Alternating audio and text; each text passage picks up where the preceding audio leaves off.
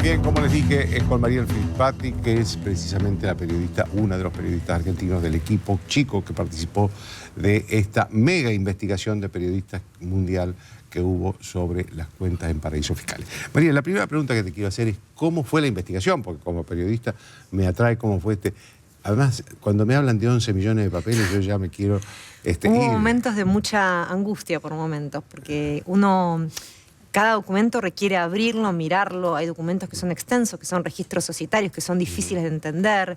No es que son papeles que uno los lee e inmediatamente detecta de qué se trata.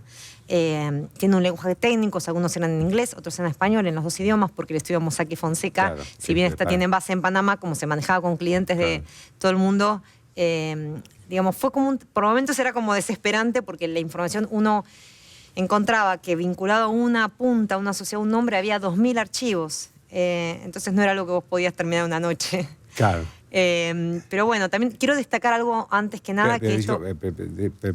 Permíteme una precisión.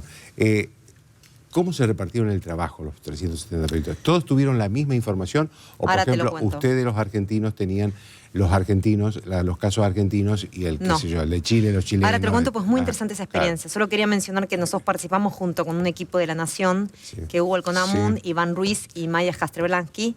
O sea, quiero mencionarlos porque fuimos los únicos, somos los únicos que tenemos acceso. De hecho, Hugo estuvo invitado esta noche para estar con vos, pero no podía. Bueno, no, quería destacarlo porque fue un trabajo, nosotros trabajamos colaborativamente, pero esta experiencia de periodismo colaborativo fue muy rica a nivel mundial. ¿Por qué? Porque esta información, estos primeros discos con información llegaron a un periódico alemán, que es el Süddeutsche Zeitung, que quizás no lo pronuncio exactamente, pero es un diario muy importante de Múnich.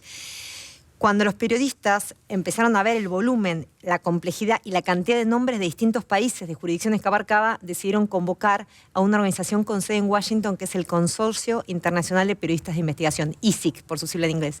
Y ellos convocaron a periodistas de todo el mundo para poder trabajar en forma conjunta. Esto empezó en marzo, más o menos por mayo nos habilitaron un acceso remoto. Marzo del año pasado. Sí, estamos hablando de... La primera reunión en Washington se hizo en marzo del año pasado, que fue en que éramos un grupo de 30 y pico de periodistas, porque todavía estaba empezando el proyecto y los alemanes nos contaron de qué se trataba y cuál era la idea que ellos tenían. Habían empezado con unas primeras búsquedas incipientes y ya habían encontrado una perlita y estaban muy entusiasmados.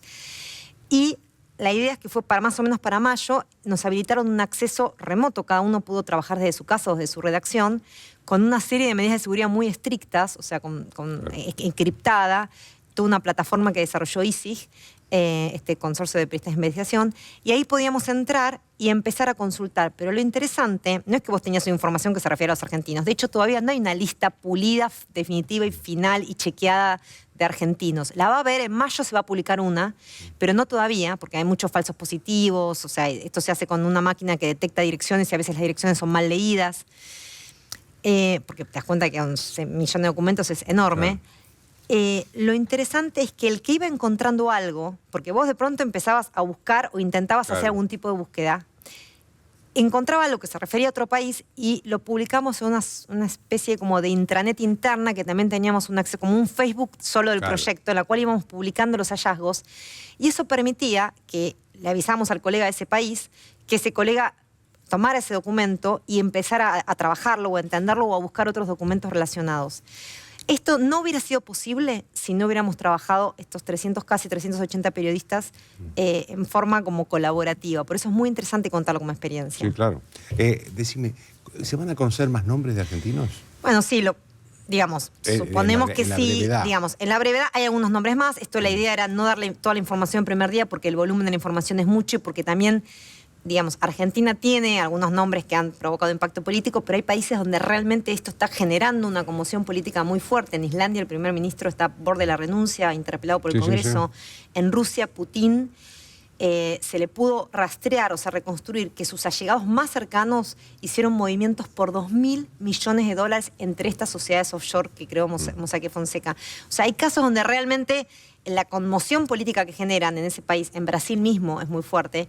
Entonces la idea era ir escalonando la información en lo inmediato va a haber algunos nombres más de argentinos. Y después la investigación sigue abierta, Joaquín. ¿Por qué? Porque nosotros no terminamos de peinar los 11 millones de documentos. Claro. O sea, en un principio se iba a publicar en noviembre, después se atrasó porque se agregaron nuevos. La filtración tuvo en etapas, se agregaba más documentos. Después iba a ser en febrero, después en marzo, y finalmente los alemanes, que un poco eran los que tenían el derecho de elegir el momento, consideraron que había suficientes nombres como para por lo menos salir ahora, y después, digamos, se podía seguir trabajando, y ellos junto con ISIC fijaron esta fecha del 3 de abril a las 15 horas Argentina, que fue una fecha de salida mundial, según la hora de qué país, y que de alguna manera no tuvo que ver con una decisión ni nuestra ni de ninguno de los miembros, que no eran solo los alemanes y el consorcio, ¿no? Hablabas recién del país donde había habido conmoción política, y sin duda en la Argentina lo hubo porque apareció el nombre del presidente Mauricio Macri. ¿Cuál es tu interpretación de la presencia de Macri en esa cuenta que encabeza su padre? Creo, él es el vicepresidente, una cosa así. Sí. ¿Cuál es tu interpretación a esta altura ya del día? Digo del día porque en el día se han ido sucediendo muchas novedades, ¿no? Me parece que comparado con... Él está dentro de los 12 jefes de estados que fueron como identificados. Comparado con otros casos, como te decía el de Putin, el primer ministro de Islandia, es como completamente distinto el caso y no es comparable, ¿no? Me parece que, bueno, ellos explicaron, nosotros hablamos con el vocero antes de publicarlo, porque obviamente es lo que corresponde periodísticamente, y le contamos que teníamos esta información, y nos dijeron más o menos lo mismo que salió en el comunicado, que era director y que no era accionista. Y bueno, que efectivamente si no era accionista no tenía que declararla, podía declarar por su rol de director. El argumento fue que él no cobraba honorarios y que prácticamente no estaba en la gestión de esta empresa, que había sido adquirida para funcionar como un holding de empresas del grupo Macri en Brasil, del SOCMA. Uno también se pregunta por qué Bahamas, ¿no? ¿Por qué elegir? ¿Por qué una cuenta offshore? Claro, porque una empresa offshore para operar como holding, porque fue creada por un estudio panameño, pero Mossack Fonseca crea empresas en distintos paraísos fiscales. Esa explicación me parece que quizás podría estar mejor fundamentada de por qué esa opción. Y bueno, por otro lado, hace poquito, lo dimos entre noches, se conoció y también lo difundió Elisa Carrillo, pero nosotros lo habíamos tenido ese material, la declaración jurada del padre, que es un particular y no tiene una declaración jurada en la OA o en la escribanía de gobierno porteño. Perdón, hay un dato que me olvidé. Cuando miramos la declaración jurada de Macri, cuando asumió como jefe de gobierno, que coincidía un año con el periodo que la empresa todavía estaba activa, no figuraba la declaración de esta empresa.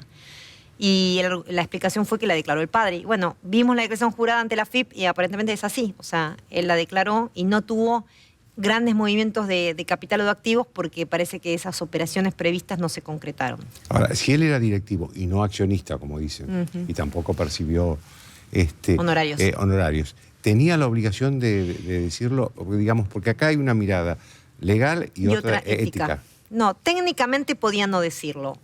Digamos, tiene que declarar lo que es un patrimonio de activo o qué bienes tenía esa propiedad o qué inversiones hacía.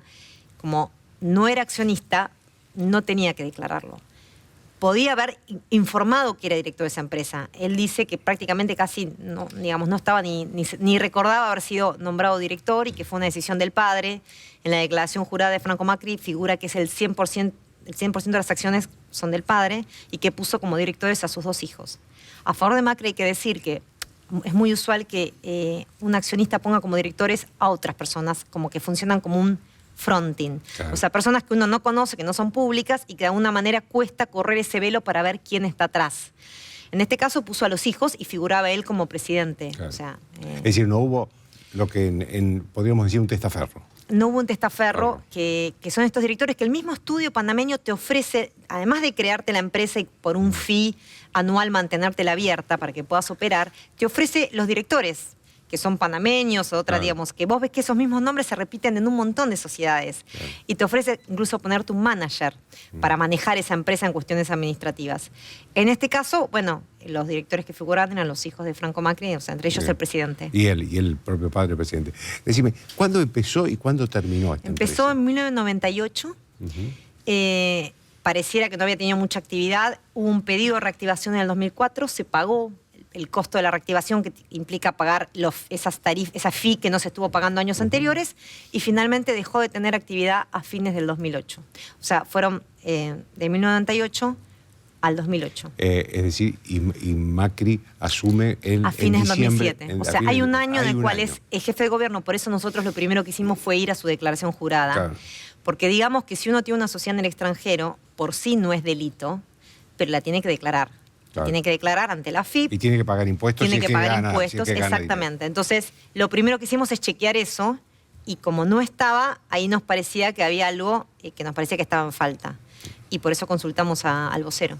Ahora, ¿se conocen movimientos de dinero en esa cuenta? No, no se conocen movimientos y ellos declaran que no pudo concretar. En los papeles que ustedes no. accedieron no hay movimiento de dinero. No, en esto, o sea, de la información que nosotros pudimos analizar, disponible y que encontramos, no hay nada que refute lo que ellos dijeron.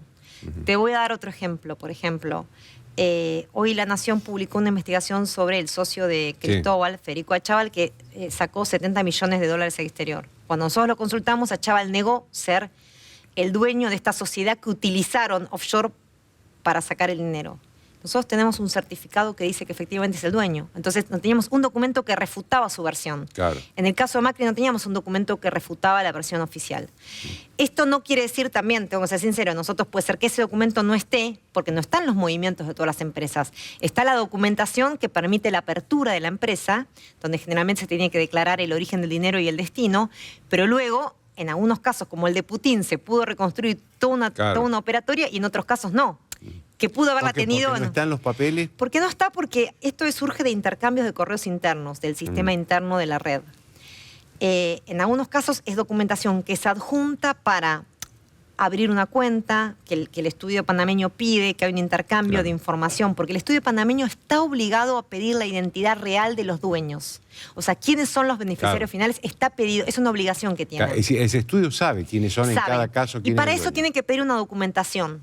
¿Se entiende? Entonces, en esos intercambios uno va encontrando archivos que pueden ir revelando eso. Lo que nos pasó en muchos casos, Joaquín, que era muy frustrante, es que uno llega hasta el director o hasta el administrador de la empresa y no encontramos ese documento que revelara quién era el dueño real, ¿no?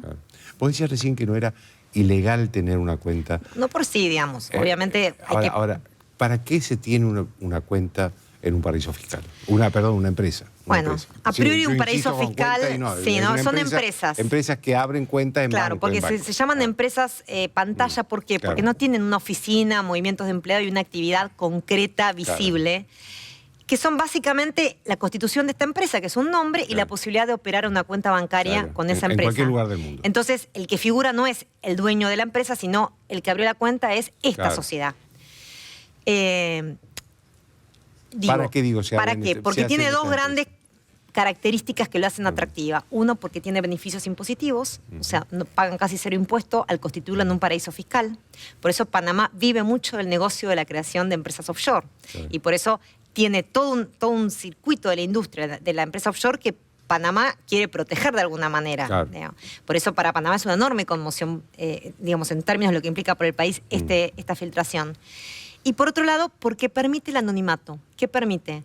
Que se puedan utilizar acciones al portador o aún usando acciones nominativas, o sea, que figure el nombre, hacia el registro público solo figura este directorio del que te hablaba y el agente que registró la empresa. Entonces es muy difícil saber luego quién está detrás.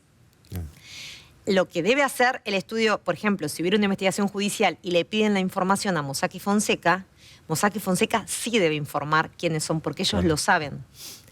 ¿Qué es lo que está pasando en la discusión del juicio en Nevada? Que por el tema de la demanda que inició el fondo buitre NML contra Argentina para cobrarse los bonos impagos.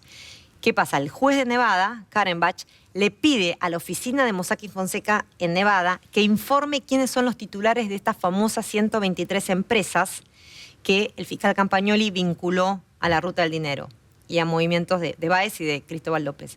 Mossack Fonseca hasta ahora se negó a dar esa información, con distintos recursos y artilugios, porque es para ellos la preservación de la identidad del cliente real es clave en su negocio. Es la preservación del negocio, claro. Exacto.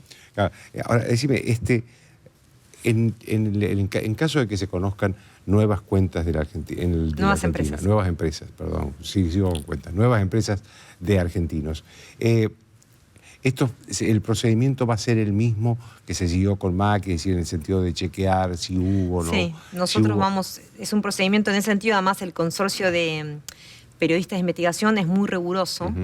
Y de hecho ellos contactaron antes a los principales nombres como consorcio, antes que incluso los periodistas argentinos o distintos países, porque ellos necesitaban como una semana antes tener como certificado que efectivamente si íbamos a salir con esa información mundialmente, por una cuestión de que si vos entras a la página de ISIC hay una serie de aplicativos, de informaciones armadas. Esa información ya tenía que estar chequeada una semana antes de la publicación. O sea que se trabaja, no es solo un papel que uno encuentra suelto, claro, digamos, se trabaja en esto. Pero de todos modos, Mariel, por lo que te escucho, pueden encontrarse con argentinos que no están digamos, en estas bases de datos de documentos. Claro, pero que estén con testaferros. Bueno, por eso te decía que no vamos a saber todos, porque en si a algún un juez punto le están negando la información, mucho más no solo están negando la información, sino tenemos, por acceso a estos correos internos, por ejemplo, algo que es bastante significativo en la oficina, el caso de Nevada, del Fondo Buitre con la Argentina, como ellos negaban que la oficina de Mossack y Fonseca que funciona ahí estaba vinculada a la sede en Panamá. ¿Por qué? Porque si estaba vinculado, desde Panamá debían proveer la información. Desmantelaron la parte del sistema interno de intranet de Mossack y Fonseca de la computadora, limpiaron todos los documentos, cambiaron el teléfono para que los posibles investigadores de la justicia norteamericana no pudieran detectar que había conexiones directas de interno con Panamá. O sea, que apretaba un número y se conectaba con Panamá. O sea, hubo toda una estrategia de alguna manera, borrar rastros que vincularan la oficina de Nevada con la oficina de Panamá y que esto pudiera implicar que la justicia de Estados Unidos los obligase en Panamá a brindar información sobre estos clientes que ellos se vienen negando. Te agradezco mucho, Mariel. Un gusto. Una pausa.